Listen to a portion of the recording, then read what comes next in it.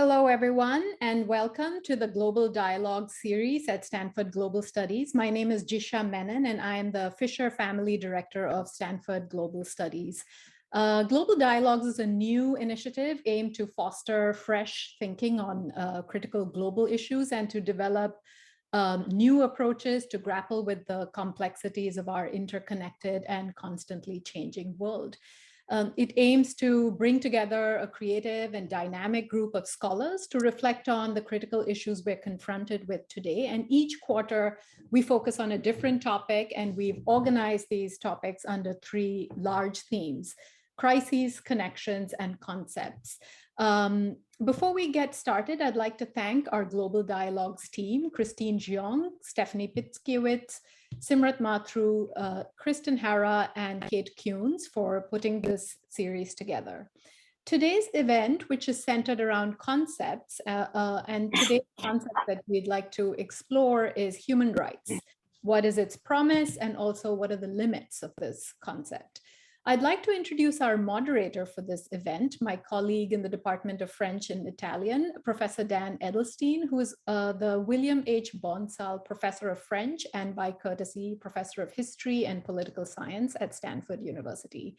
He also serves as the Christensen Faculty Director and the W. Warren Sheldon University Fellow in Undergraduate Education. His research interests lie in the fields of intellectual history, political thought, and digital humanities. He is the award-winning author of The Terror of Natural Right, Republicanism, the Cult of Nature, and the French Revolution. His second book, The Enlightenment, A Genealogy, explores how the idea and narrative of enlightenment emerges in French academic circles around the 1720s.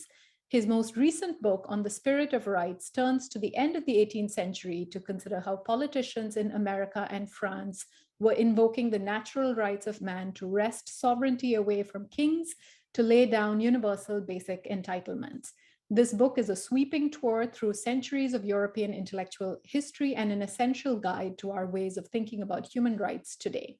This is a very brief introduction to a very prolific author and an all-round brilliant and generous colleague and visionary leader at Stanford.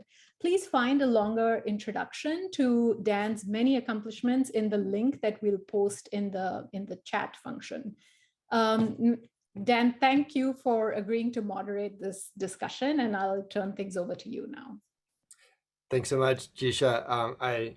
You didn't tell me you were going to embarrass me too when I agreed to be the moderator. Well, it's such a pleasure to have this opportunity to be in conversation and especially to hear from such a distinguished group of panelists today.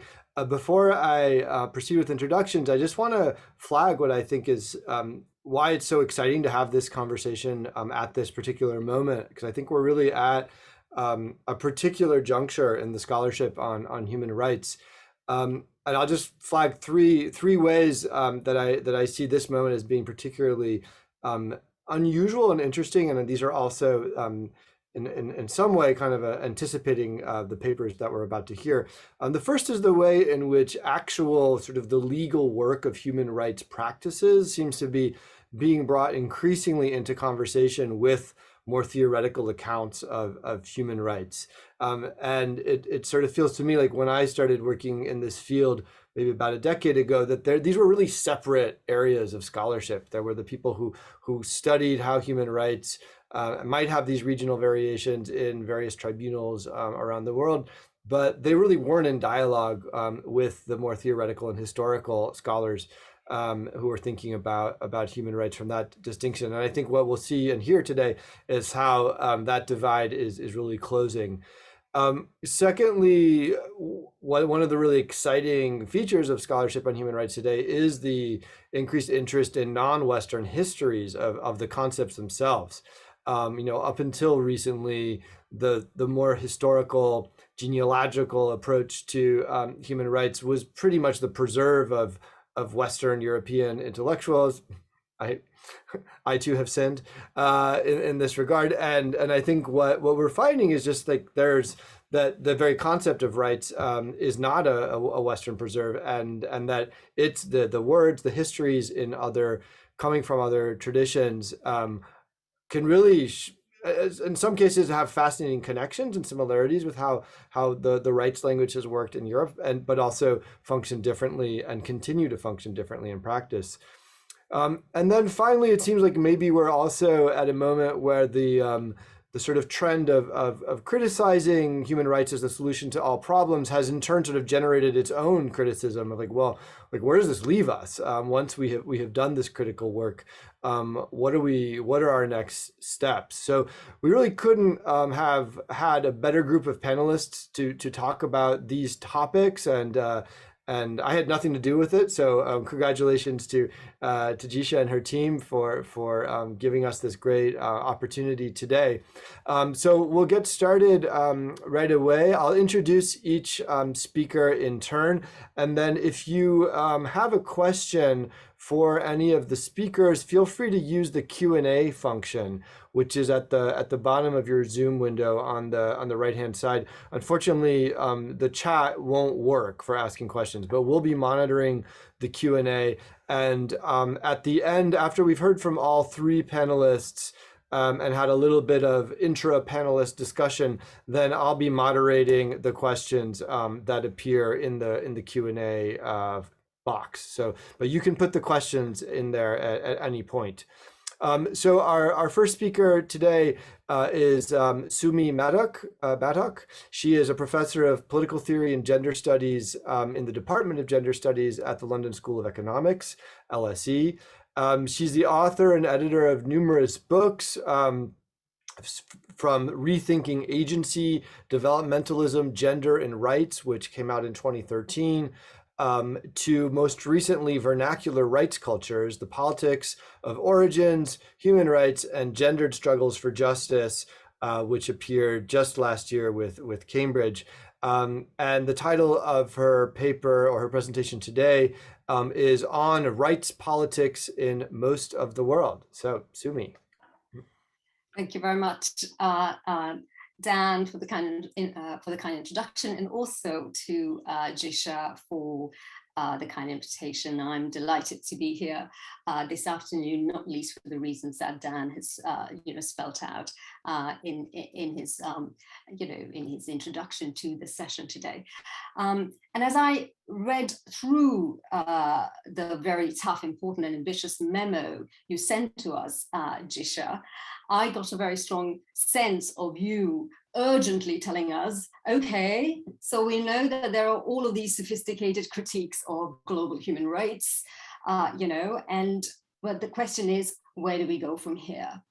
And in some ways, this urgency echoes the all too familiar exhaustion and also some of the impatience with the critiques of global human rights that we've now come to become very accustomed to, not least because, as a feminist legal scholar Ratna Kapoor notes, the steady flow of critique upon critique of global human rights has been all too successful in mobilizing despair, but has done very little to explore alternative epistemic routes through which to think of human rights.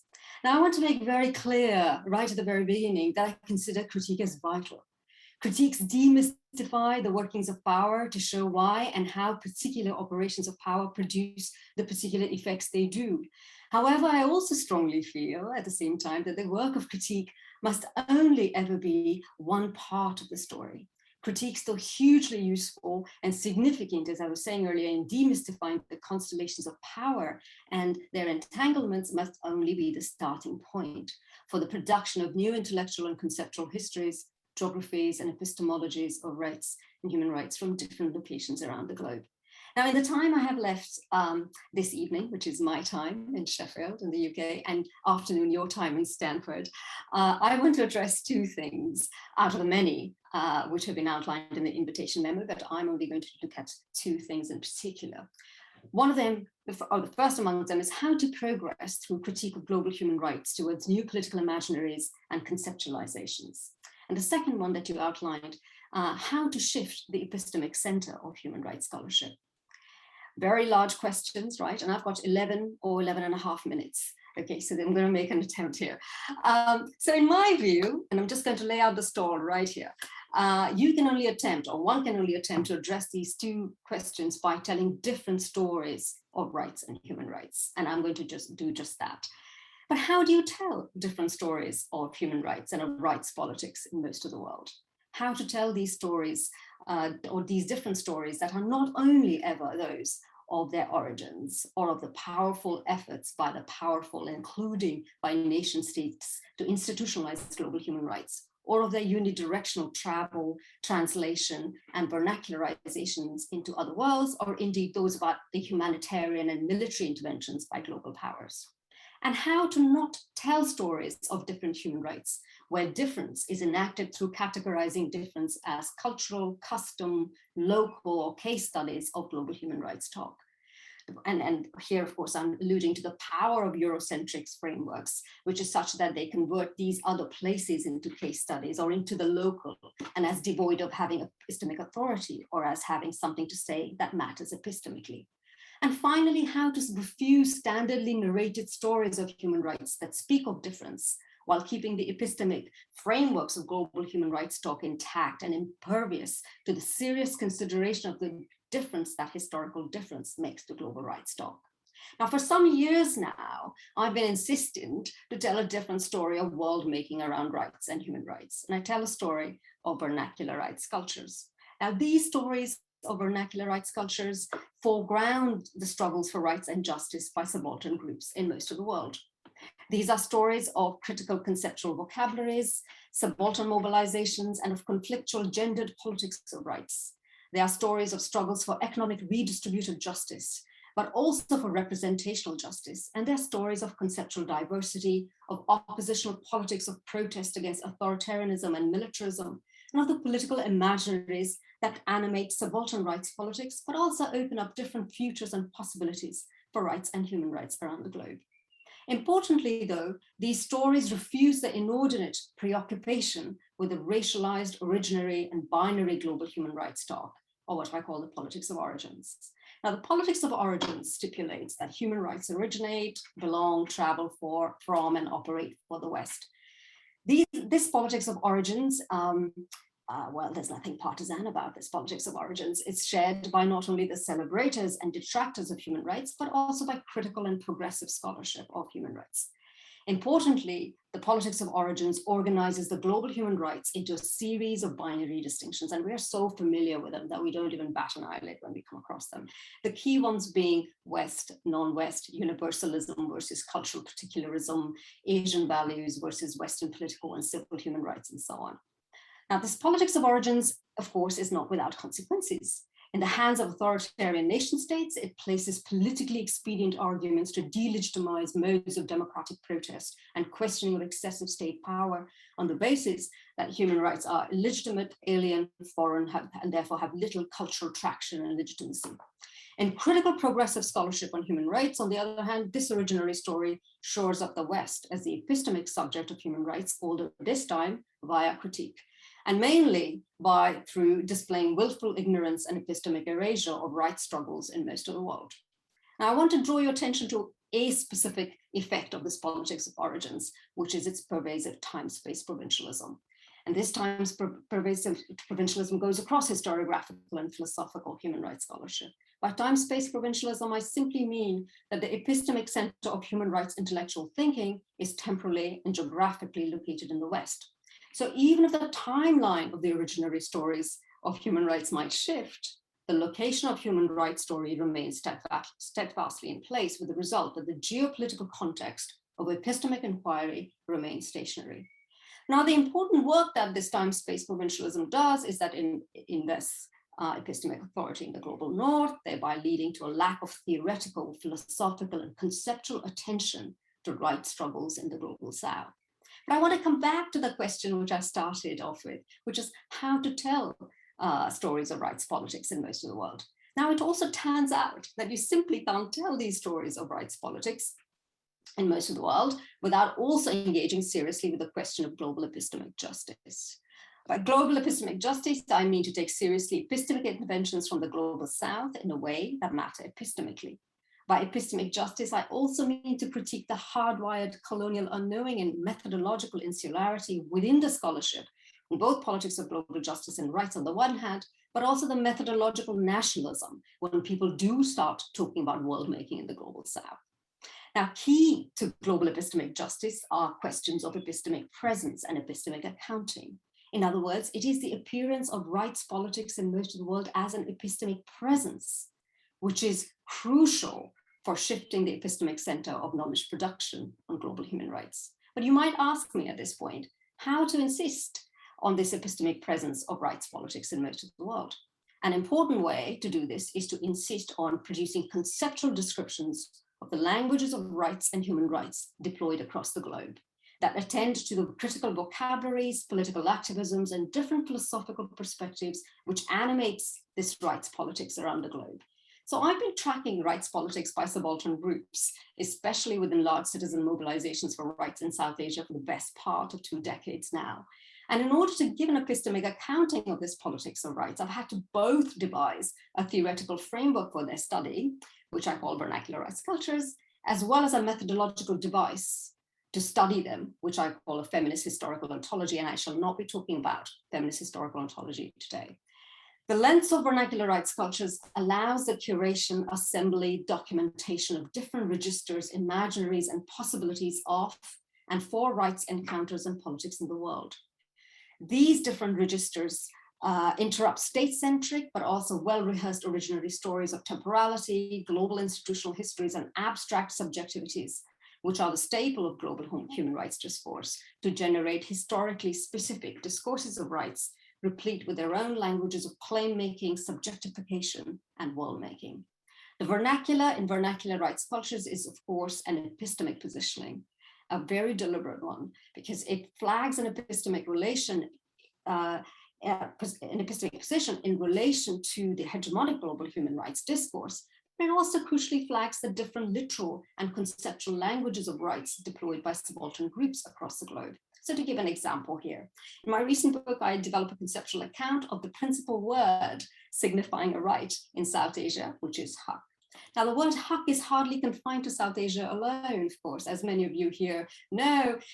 It's the principal word for a right used across the Middle East, North and East Africa, Iran, and South Asia, appearing in at least 8 languages, including Hebrew, Persian, Arabic, Swahili, Manipuri, Turkish, and Urdu. And I can continue, but these are the languages that I've tracked. And so for years, I've been tracking the deployment of haq by subaltern groups in Northwest India who've been mobilizing to demand legal rights to food, public information, gender and caste equality, and employment from the state, and where indigenous peoples have demanded rights to their sacred and ancestral forests, streams, and lands. Now, the word haq does not recognize national borders, and hence my critique of methodological nationalism. If anything, it undermines them. And so I've traveled with it further northwest into the subcontinent and into the green plains of the Punjab in Pakistan, where for the last 18 years, very poor peasants have waged a struggle for land rights and taken on the might of Pakistan's military to emerge as the most significant working class struggle in post-colonial Pakistan. So my conceptual work on haq then has involved documenting the different justificatory premises of haq that animate, but also sustain these different political mobilizations, while also putting in relation a particular relation, while also putting in place a very particular relation to the self.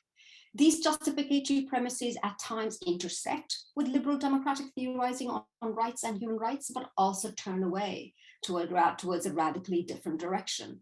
But they also offer us possibilities for conceptualizing rights politics away from the depoliticized, minimalist, legalist, and state-centric discourses of human rights and towards those that center questions of justice, historic, epistemic, material. Now, of course, the story of haq is but one conceptual articulation of rights politics in most of the world. And I very much hope that there will be others. Before I turn over, hand over to Dan and to Sam, I just want to say very quickly here, vernacular rights cultures, of course, are no pure or authentic, hermetically sealed sites in the global South. I just want to make this really clear. In fact, quite the converse. The coercive entanglements of the histories of colonialism, together with the penetrative capacities of state developmentalism and transnational capital have not only rendered talk of authenticity impossible, but have also at the same time laid bare the magnitude of epistemic and ontological violence unleashed on subaltern groups. Now, these rights struggles, therefore, are co-produced through and invoked within multiple and diverse encounters with developmentalism, statism, legal constitutionalism, activism, and therefore it is at the intersection of these and not as some freestanding abstraction that heart as a contemporary idea operates. Okay, I will end here. Thanks very much. Thanks so much, Sumi. That was fantastic. Yes, no one can hear you when you clap on Zoom. It's like the tree in the forest. That was wonderful. Thank you so much. And a reminder, please put your questions into the Q&A box.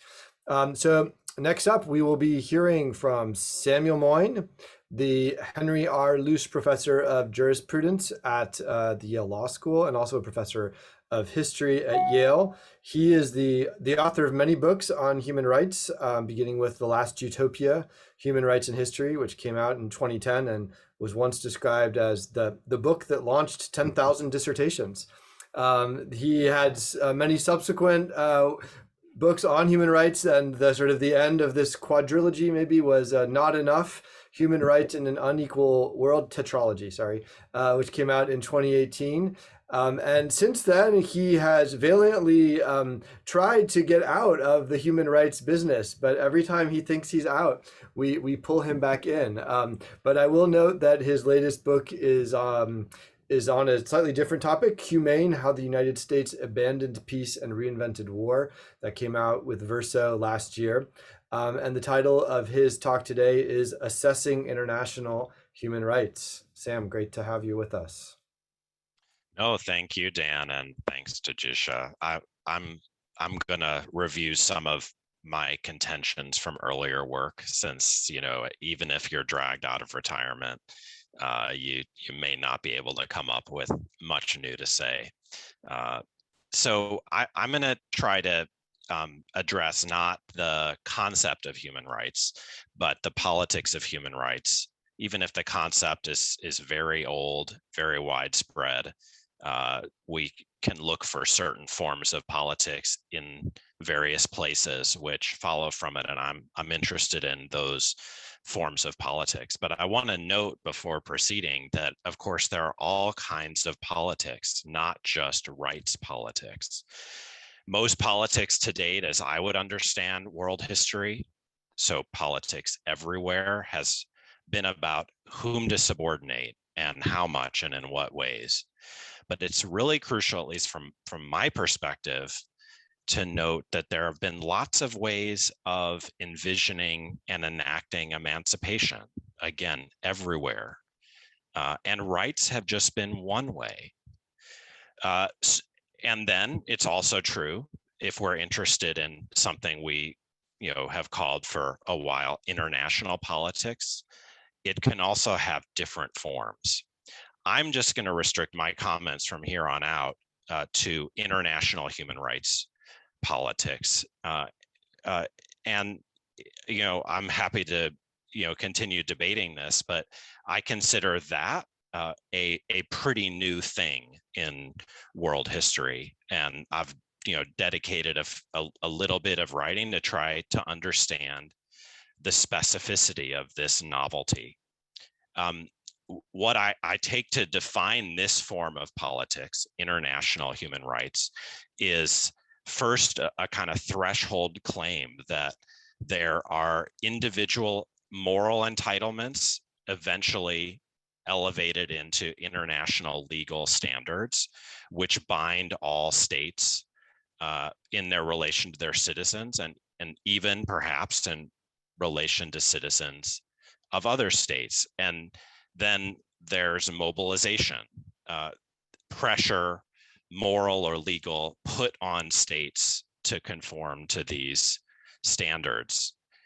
And for however long you think there's been people mobilizing around human rights, I think about 50 years, we've been experimenting with something different and new. It doesn't mean it's better or worse than what came before or what, you know, we'll find in the future. But it seems to me a distinctive phenomenon worth trying to understand and in what it's achieved and what its limits have been.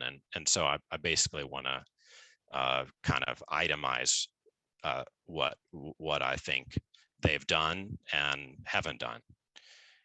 As far as I see, the central thing that's been achieved in and through human rights mobilization and law as a new form of politics undertaken by some people against other people is that you can successfully stigmatize some states in the world. Now, note just in passing, I said some, because one of the most, I think, troubling facts about this new form of politics is that it doesn't really interfere with the global hierarchy of states very much at all. The differential power that they possess and that their populations possess on a world stage, including to get involved in stigmatizing other states. And so it therefore follows that this new power and practice of stigmatization in the name of universal norms and international legal norms is messy. It turns out that it's easier in practice to stigmatize some states rather than others. But even if you leave that messiness aside, I think we can say as of today that if we turn from stigma to success in actually vindicating rights, there hasn't been a lot through this new form of politics, because it turns out that states can be pretty shameless even when they're stigmatized. Now, there's some evidence that in some states that international norms and supranational stigma helps domestic actors in those states do better than than otherwise in advancing their interests and claiming their rights. But I think the overwhelming story is one of a lack of success in kind of getting the rights vindicated as a result of the internationalization. There are tools of enforcement, but compared to the tools of stigma, they're on the ineffectual and weak side. Now, there's also, it's worth mentioning, another kind of depressing part of the story, because powerful states in this same period, the last 50 years or so, have proposed to use military force as a tool of enforcement. Resting content with stigma has seemed a mistake. And there have been claims that force is necessary in the name of these international standards to deter or stop alleged or real atrocity somewhere. And I also think we can say that that tool, that enforcement attempt, has proved in general not just ineffectual, but disastrous. And whether you want to look at the United States with France in the Libyan intervention in 2011, or if you want to count it, Russia in Ukraine in 2022, these kinds of humanitarian interventions usually set the world back. And so that's a grim conclusion, but it's very hard, I think, at this point, perhaps because it's early days, to reach another one. If that were your verdict, and it's mine, on this new form of international politics, then we might reach several conclusions about what to do next. First, we should figure out how to reach less hierarchy in the distribution of stigma, because hierarchy is also wrong, and we shouldn't single out some and excuse others for their rights violations. Above all, we'd want to seek more success in enforcement than movements and appealing to the law have achieved to date. I've mentioned that one thing we might do if we were interested in more success would be not doing some things like military force in the name of human rights. But that's kind of the mainstream conclusion that the field has reached. And I've tried to kind of go a little bit further in suggesting some darker conclusions, even than these, about human rights, because I've worried that human rights, in the sense I'm talking about, and on the timeline I'm talking about, have risen alongside some corresponding losses. And I'm just going to mention three and close. I'll just say beforehand that I like the idea that you can criticize human rights too much. But if we acknowledge that whether, in far-flung locales or in this international sense I'm talking about, rights are just one form of politics, as I said at the very start, then critiques of human rights could lead us to look for others. And it's in that spirit that I've generally made my critiques of human rights. So first, consider the value of peace in the human rights era. Because after all, the expansion of war, cross-border war in particular, in time and space, has not happened mainly in the name of human rights. I've mentioned some cases in which it has, Libya, Ukraine, if you want to get edgy, but mostly wars have been initiated for the sake of national security and a range of very debatable reasons. And I think the story lately is that we've failed to contain cross-border war, even though political science has shown that if you want to advance human rights, the first thing you would do is not have wars. And yet, I think we can say as a generalization that our age is not an age of anti-war movements. It's an age of human rights movements. And that's a shift in which we're all involved. And I think it reflects a failure to have the kind of politics that is about controlling what prior generations used to see as the worst evil, war, and to have a new form of international human rights politics instead. Now, we could do both, but the worry is that we've let one thing get lost as we've chosen something else. Second, same story, economic justice. I've also argued that the age of international human rights is the age of the victory of the rich. And we've seen domestic inequality in many places skyrocket in the same period as we've acquired this extraordinary ability to at least stigmatize states through international human rights politics. Now, again, in an ideal world, you would want to keep the gains without the losses. But I think we have to have a very sobering acknowledgement that there can be inverse relations between two good causes. And if it turns out that international human rights politics are connected to expansion of economic inequality, then first we have to figure out why that happened and how we would reverse it. Last, democracy.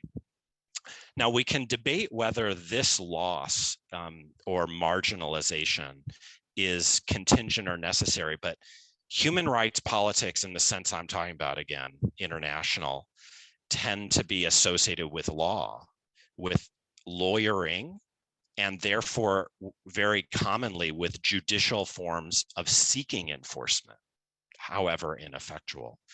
Now, often, the problem is that there isn't enforcement and judges don't act in the name of human rights. But I'm raising the questions, what if they do? And so the question is whether human rights have gotten framed as counter-majoritarian, or in a word that some use, juristocratic. And if that's true, I think the most interesting question about kind of international human rights politics going forward is how we might save them from those associations, to connect them better than they have been connected with the democratic and indeed majoritarian aspiration. If you think about, just to close on a kind of, burning question, abortion rights for women in this country, they got associated with judicial imposition on majorities for about 50 years. That, by the way, it's the same period as the period of international human rights politics. And I think we can now see that even though national majorities support abortion rights in this country, they do not seem to have a mechanism for securing them. I wonder if that's something that reflects a larger syndrome, not just in our constitutional rights order, but in our international thinking. And so we might have to think further about how we make rights, in the sense I've talked about today, more friendly to majorities, if only so that they don't reject them. So thanks very much, and looking forward to the rest of the conversation. Thanks so much, Sam. That was terrific. So our third panelist is Arzu Ozanlu. She's a professor in the Department of Law, Societies, and Justice at the University of Washington. She is also the author of multiple works, beginning with The Politics of Women's Rights in Iran, which came out with Princeton in 2009 and analyzes women's rights talk in that country. And then more recently, forgiveness work, mercy law and victims' rights in Iran, also with Princeton University Press, which came out in 2020 and won the Herbert Jacob Book Prize for new outstanding work in law and society scholarship. So today, the title of her talk is The Rise of Humanitarian Care and the Eclipse of Human Rights. Arzu. Thank you everyone. And thank you for this wonderful invitation and opportunity for this conversation. And yes, I want to draw from my second book, the book that Dan just mentioned, Forgiveness Work. In that book, I focused on Iran's victim-centered system of criminal justice. And in this justice system, in homicide and other major crimes, the family of the victim possesses the right of retribution, quite literally. It is the family of the victim who exercises the right to have the perpetrator executed. In these cases, however, the family of the victim may also forego retributive sanctioning and forgive the perpetrator. Another dimension of the system is that the entire negotiation or reconciliation process, if you will, is extrajudicial, ad hoc, and unregulated. And it includes state officials who are involved at every step. And when I ask them, the state officials and others, what motivates them, they often responded with some variation of a legal and moral duty to seek forgiveness. Now, this legal and moral duty to seek forgiveness on the one hand, but without any formal guidelines on how to do it, has sprouted in Iran a veritable cottage industry of what I call forgiveness work. That is, diverse actors throughout the country, from actual actors and celebrities to religious scholars, defense lawyers, and social workers, to anti-death penalty activists, fill in and populate this cottage industry. And in my book, I studied the conditions, legal, social, religious, even economic, through which families gain this right of retribution, and rather than exercising it, they forego it. In simple terms, I wanted to find out who forgives in these cases where they have an unfettered right, legally at least, to seek retribution. Now, these activists that make up this cottage industry of forgiveness work aim at changing the culture on the ground. They're endeavoring to do what they call cultural work, to make people in society at large to feel more forgiving, more compassionate. And what they say, they draw from local traditions, rituals, as well as their faith, to cultivate what they call a feeling of forgiveness. And their engagement with a kind of social work that extends directly from Iran's justice system publicly underscores the state's power. Yet the broader goal of many of these actors is indeed to change the law. Short of that, because retribution is said to be immutably enshrined in the Quran, at least as they see it, these social workers seek to change the cultural palette to one in which forbearance is the norm and retribution the exception. And there actually have been some changes to the laws, both substantively and procedurally. And it does help bring about this so-called feeling of forgiveness across broad sectors of society. So my book, by and large, explores how forgiveness workers work, that is labor, to make this room for forgiveness. And while many different kinds of actors are engaged, some, almost exclusively defense lawyers, rebuked and detested it. One lawyer said to me, "Look what they make us do. You see how they make people beg? We want law, we want rights. Why should they, my client, have to beg for forgiveness? She doesn't need mercy, she needs justice, she needs law." So I want to think about why this lawyer, an advocate of the rule of law, finds this system so troubling. The lawyer was criticizing the fact that in Iran, murder is treated as a private tort versus a criminal case prosecuted by the state. And of course, looking at Iran, a rogue state worthy of our disdain, it's easy to find the faults and the flaws in the logic of mercy. One which requires one party to become a supplicant to one who has the power over the life and death of this other person. And criminal laws all over the world are adjudicated by the state and require sovereign state power to consider mercy, which in other states come in many forms: pardons, clemency, reprieves, and so on. That mercy does allow for a curbing of a due punishment, and it may be a justice response to structural inequality. Derrida has referred to this as mercy seasoning justice, an approach that suggests mercy enhances the very taste of justice. At its core, this description is a humane response in the face of mitigating circumstances, but it is one that is weighed and carried out by those in power. And we are all aware of the unequal applications of pardons.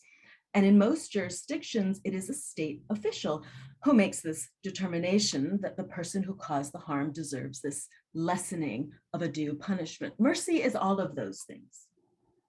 Yet it is also inimical to a modern understanding of human rights, precisely because it depends on the sole discretion of a sovereign. The sovereign confers mercy, while through a human rights approach, the right to life is inherent and should never be at the mercy of another's whims, caprices, politics, or even vengefulness.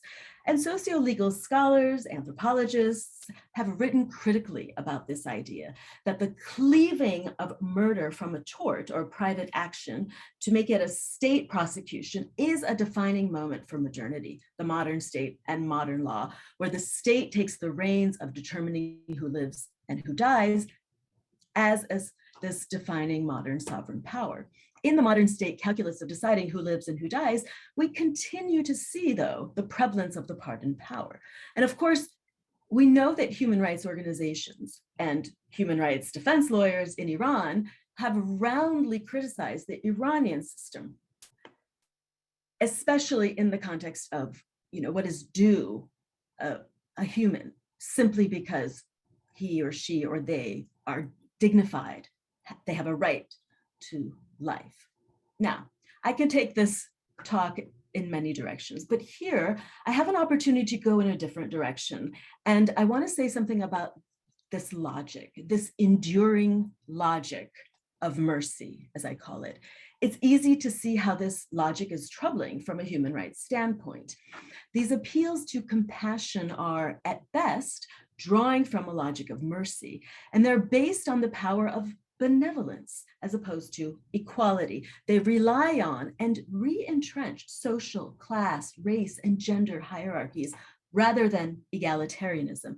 And while I do not deny that mercy or the power of the pardon can be used as a corrective in seeking justice, those decisions are often emotional, sometimes irrational, and the resulting system is deeply unequal and arbitrary. But what I want to suggest today is that this logic of mercy that I've spoken about with regard to Iran is the same logic that guides much of humanitarianism and humanitarian approaches to social problems in our society, including the refugee crisis we see today. And here is where I want to draw your attention to the logic of mercy as one that is not just evident in pre-modern, so to speak, criminal justice systems, because of course the pardon power is present in contemporary criminal justice systems throughout the global north. Indeed, this logic continues to be ingrained in humanitarian laws or the laws of war that have emerged over the last 400 years, the laws in place to protect civilians. And yet, we are living in an era of myriad protracted humanitarian crises. Think of the world's many war zones, climate disaster zones, and of course, economic disaster zones, not to mention COVID. All told, hundreds of millions of people today are supplicants to aid, to charity, to relief. The cruel logic of mercy, or its cruel irony, is evident also in its contemporary codified forms, starting with the UDHR, Article 14, that provides those fleeing their places of residence owing to a well-founded fear of persecution with the right to seek asylum. This language is reminiscent of a criminal seeking a federal pardon. They have to ask, they have to beg. And I say this from somebody who has practiced asylum law. This is a humanitarian and also discretionary grant. Legal scholars, jurists, statesmen, and women made this deliberate decision in the wake of the horrors of World War II. Arendt saw this clearly.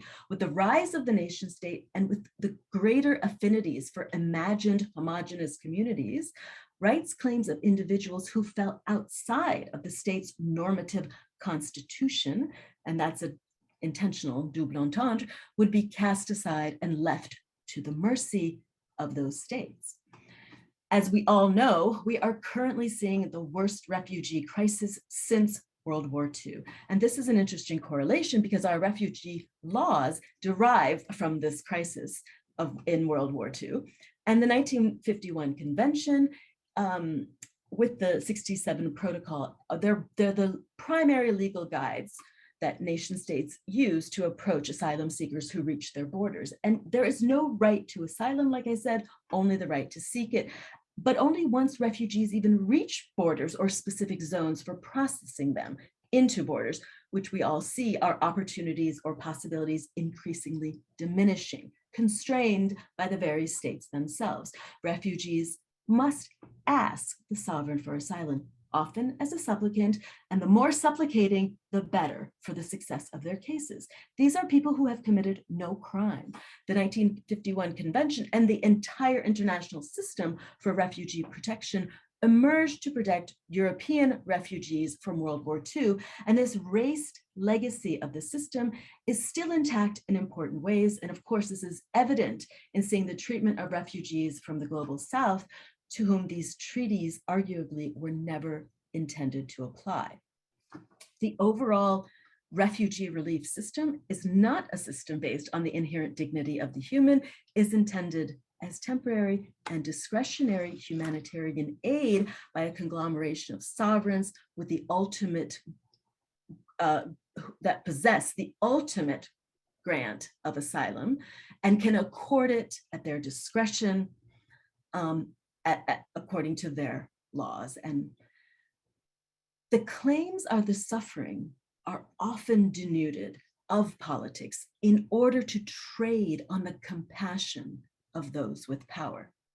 Now, turning it back to Iran, I think the rights-based critique in the Iranian criminal justice system, particularly the logic based on relief through a discretionary grant from a merciful sovereign, is one that also applies to the refugee system, but increasingly, I see it in other legal categories. Think about the care economies that we see emerging with the elderly, with the sick. How about the call for student debt to be forgiven? And now, with the likelihood of overturning Roe versus Wade, we are also seeing reproductive rights being contained through prohibitions that increasingly require women to become supplicants for care, aid, permission, rather than exercising their inherent right to bodily autonomy. Now, these are serious and seemingly intractable problems, to be sure. Right now, it seems to me that compassion is the driver for relief, humanitarian forms of relief. But we might ask what it would look like to have compassion alongside human dignity as the drivers of justice, of an egalitarian and secular system of rights based on the rule of law. The Iranians say their system is based on their religion, and in this case, specific verses of the Quran, which prohibit outright abolition of the death penalty and a revamping of the laws. So what's our excuse?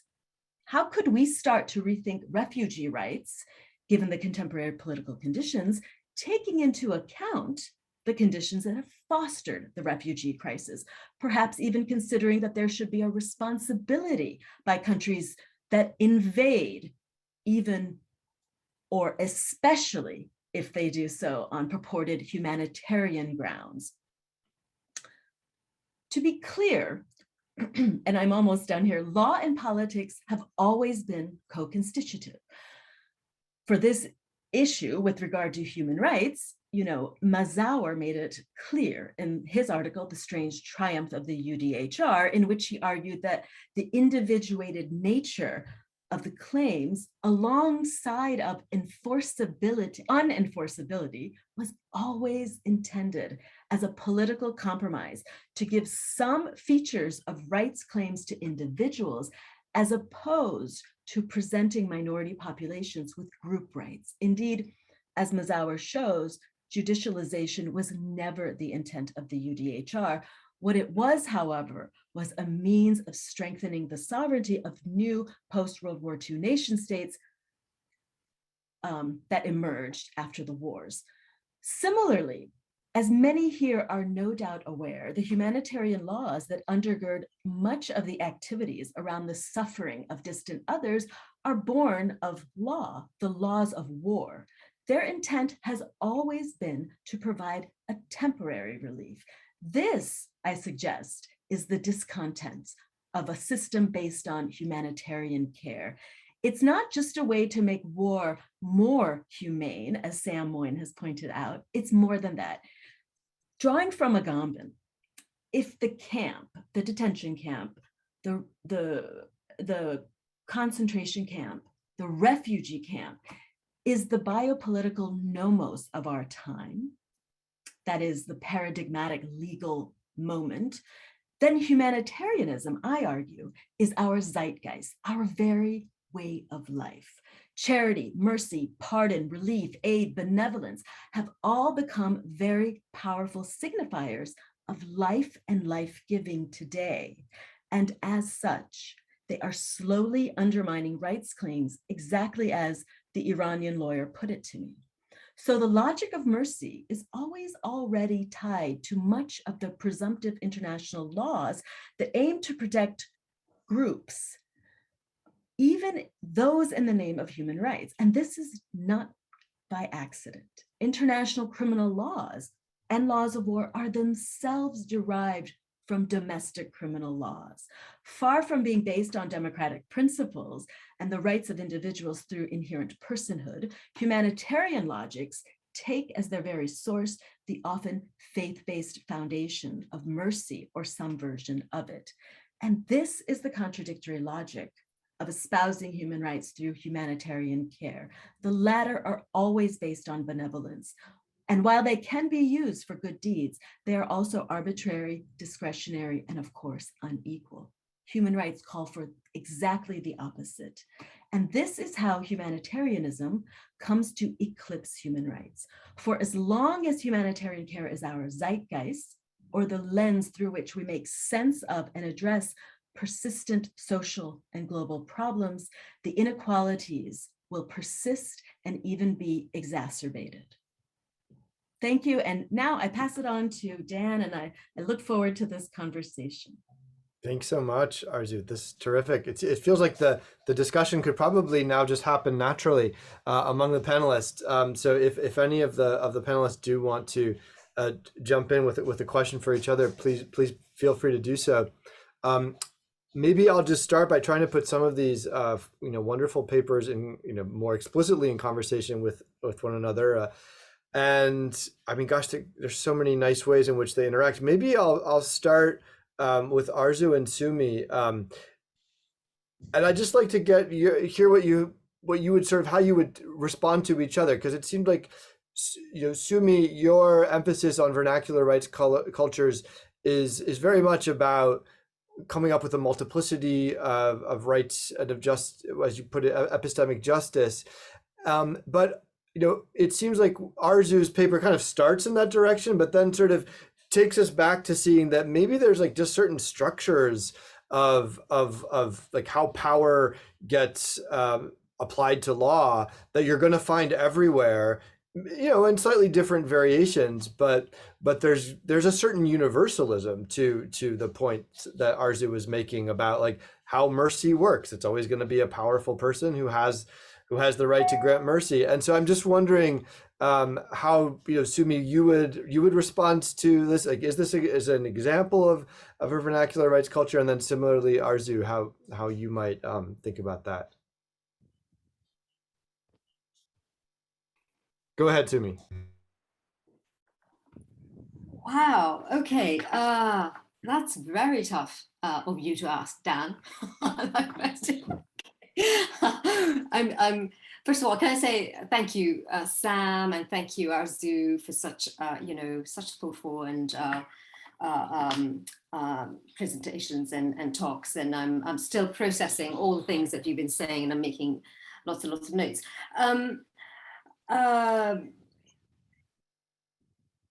It seems to me that that Arzu, what you, and I mean, in the sense that what Dan's pointing out to, the kinds of threads running through our talks is, of course, the focus on justice, right? And that question of justice coming through. For you, what you were saying is that, there is a contradictory logic, right? I mean, in the sense that refugee law in particular is run by a contradictory logic, which is in the sense based on humanitarian care and ideas of humanitarian care which draw on a logic of mercy, right? And that logic of mercy is in direct contradiction to the logic of justice, which really should be what ought to be driving these these concerns, because this means that as you sort of say, that it's that logic of mercy which sort of makes sure that there is never going to be a human right to refugees, right, or human.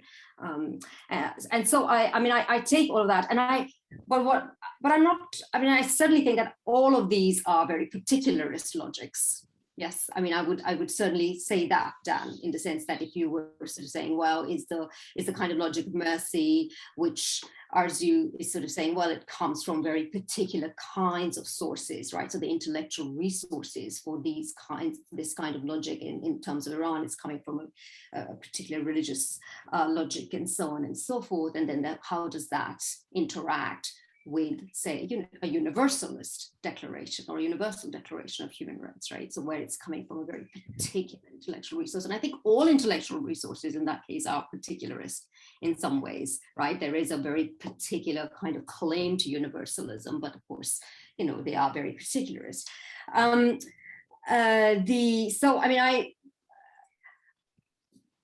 I think that I mean that's all. I mean, I don't quite. I mean, I don't think that in the sense that they are all vernacular and they're provincial in that case, right? But the I'm not quite sure how to place that logic of mercy in the kinds of mobilizations that I've been looking at. Right?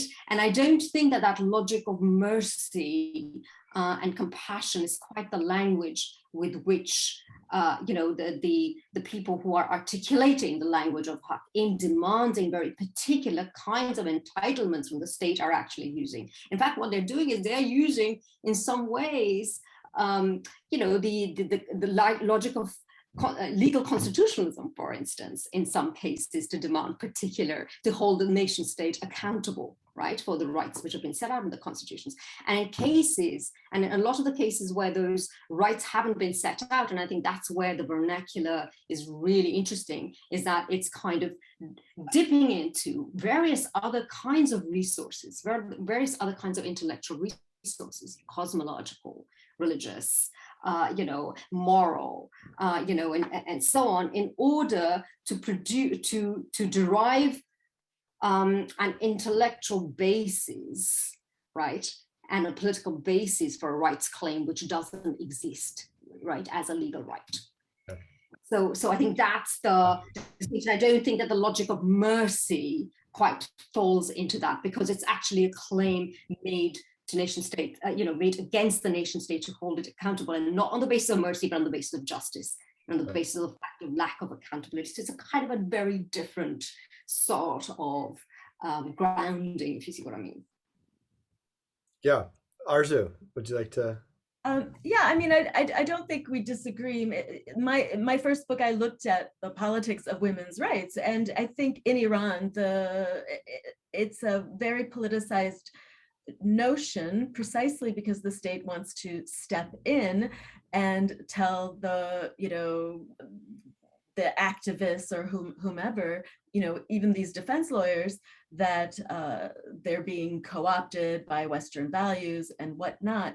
So there is that concern at all times. I think what I was trying to get at was something completely different, Sumi. It was really this as we have increased inequality and all of the global considerations, and even, Sam mentioned the gross inequalities that we're seeing throughout the world, increased authoritarianism throughout the world, the logics that guide how people make claims are often balanced by calls for relief, charity, aid, care, as opposed to these very rights entitlements that you're referring to, Sumi. And I'm seeing an eclipse of that.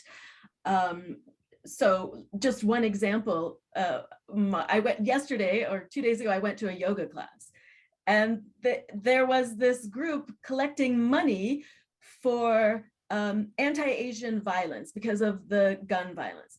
And they wanted to give to a charity to raise awareness. Now, nobody was talking about passing legislation for gun control because we have human rights to security and safety.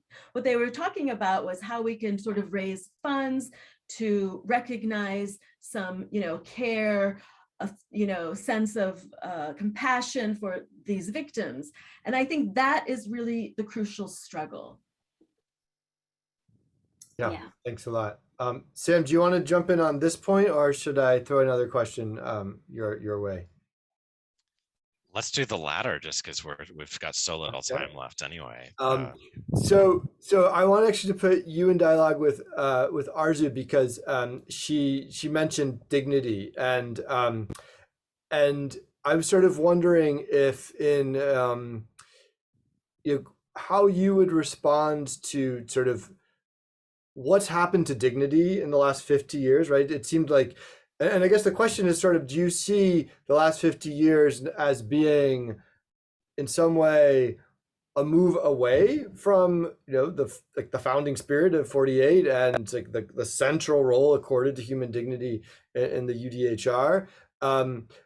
And or do you think that some of the losses that you described and just the limitations of human rights politics over the last 50 years have been in the name of dignity, and just like it hasn't been any more successful? So like, does going back to dignity like help us in any way? Yeah, I just want to be clear that I wouldn't frame the story as one where there was some original agreement to kind of, you know, institutionalize justice in the world, and it was grounded on human dignity, and then a mistake was made later. In 1948, the UDHR, I think, was largely ignored, and that's because there was still big contention over what the proper framework morally of thinking about political progress was. You know, what you know, idiom and theory should we use to frame emancipation? And so the problem is not that, you know, someone had the right answers and then someone else messed up. That's not how I would tell the story, at least. I mean, I think that dignity is a really interesting word that deserves to be, you know, tracked historically, and, you know, deserves and has gotten recently only a lot of philosophical attention. My own view is that it's vacuous, and it means whatever you end up saying in particular that you want to advance. So I would just, you know, kind of bracket dignity as sort of a red herring, and then go on to ask, well, were these compromises and losses in and through the age of human rights or human rights politics necessary? And I've tried to be clear that I don't think they were, and that we could do better, but it wouldn't be, you know, going back to someone who got it right. It would rather be figuring out how to connect the advancements morally, mobilizationally, legally that have been made in the name of human rights lately with neglected values. Now, I do think there are resources in the past, though no one got it right. For example, if you care about war, then you should care about anti-war movements, which have been marginalized in our time. If you care about inequality, then you care about socialism, which has gotten marginalized in our time. And if you care about democracy, well, you have a very different politics than most of those who say, again, anywhere in the world that they're for human rights have. And it would be a more mobilizational, participatory form of politics that's about, depending on what we think democracy is, about self-authorization. In other words, we choose our arrangements, including what rights we have. Excellent. Thanks a lot. Arzu, did you want to say anything on dignity? We have a few questions from the audience, so maybe in the interest of time, I'll move on to that. So one of them is really for Arzu and Sumi. It's about the role of sort of what is the feminist dimension, both to what you've been talking about. So Arzu, in the sort of longer version of your paper, there was an interesting sort of gendered dimension to the supplications, and wonder if you could maybe share a bit about that, or say whether that was just sort of incidental to the cases you're discussing there. And then Sumi, like, how does what you were talking about, with your feminist lens, does that apply, say, to the discussions of Hawk or other movements that you've been describing? Oh, shall I go first? Okay. So the gender dimension, the feminist dimension, if you will. So in this research, this forgiveness work that I spoke about, I would say that even though we have this sense that Iran is a very patriarchal, or not even though, but we have the sense that Iran is a very patriarchal society, their laws are discriminatory based on gender, and yet I would say almost 100% of the cases of forgiveness that I reviewed, observed, followed through over a decade, the person because the entire family has to come to the decision to forgive. And the person who was always tasked with that, maybe not always, but 9 out of 10 times, it was the mother. And there's even the word rahm, which means mercy, has an Arabic root, RHM, shares the root with womb, rahem.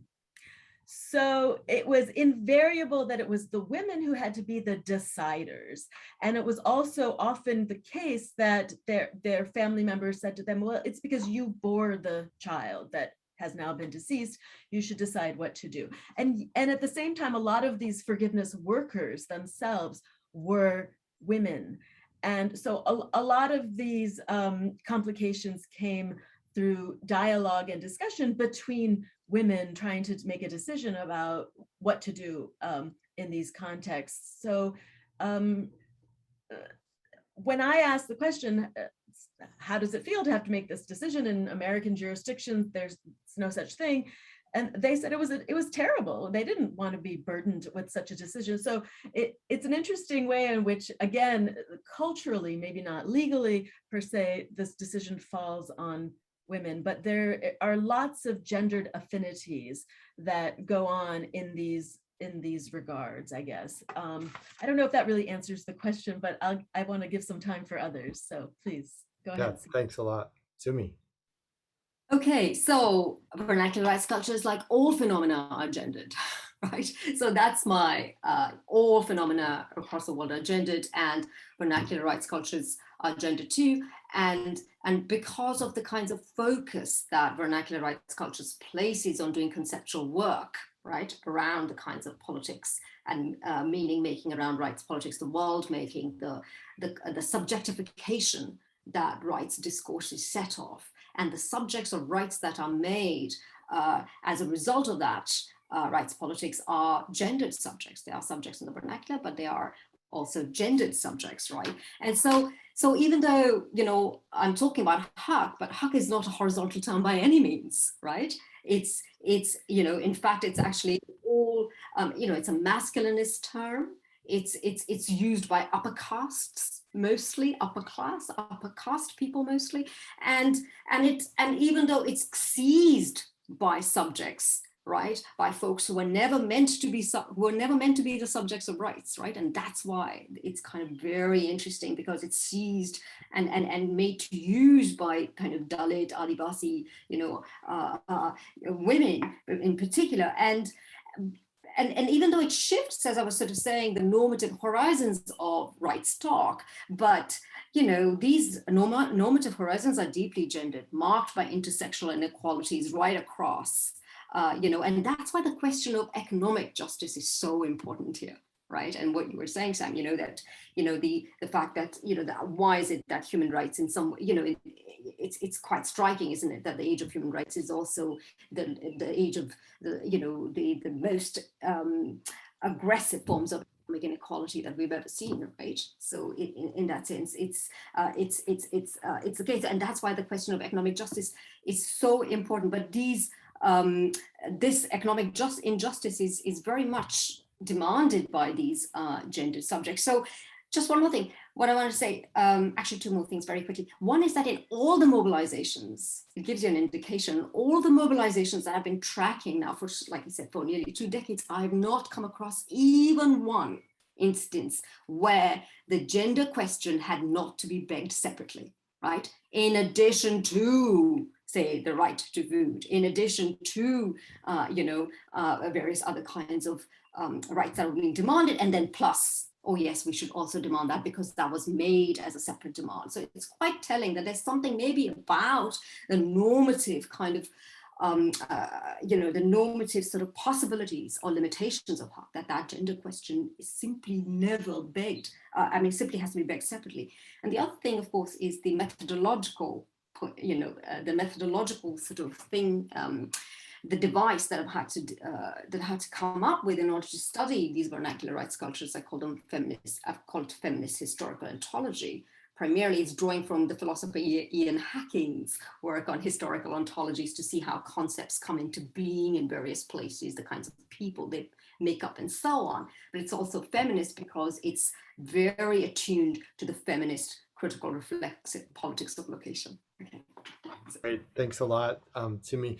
So I think we time for a short question and a short answer. Sam, there's a question in the audience about whether human rights politics, what sort of question, like to what extent are human rights politics often presented as anti-politics, and does that matter that they're trying to sort of avoid the appearance of being political?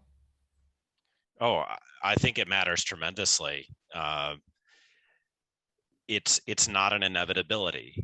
You know, my own view is that the politics of rights, again, not international human rights, but of rights, you know, emerged in revolutionary circumstances in, you know, a prominent way, and that was a very openly political way of framing the politics of rights, indeed a violent one. However, I mean, I've stressed that in the particular circumstances of the, let's call it the, the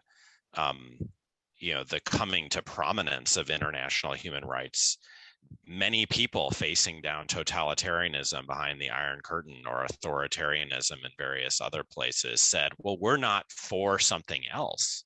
We're not doing politics at all. We're actually just trying to keep our regimes, you know, faithful to the promises that they made in ratifying this or that treaty.